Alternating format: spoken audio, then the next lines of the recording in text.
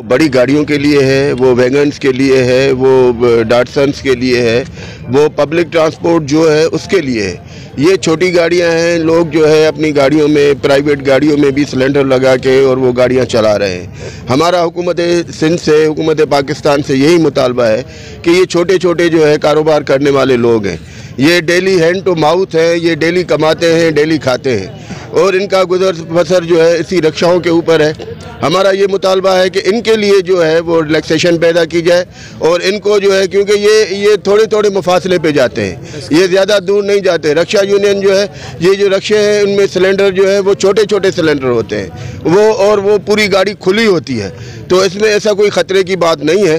हम government of Sindh और IG साहब से यही मुतालबा करते हैं। आज का हमारा ये एहतजाज इस बात की अलामत है कि हम लोग जो है सारे जो है रक्षा यूनियन के साथ हैं और पाकिस्तान पीपुल्स लेबर ब्यूरो जो पूरे पाकिस्तान की तंजीम है और पाकिस्तान पीपुल्स पार्टी की ज़ैली विंग है, वो इन दोस्तों के साथ है।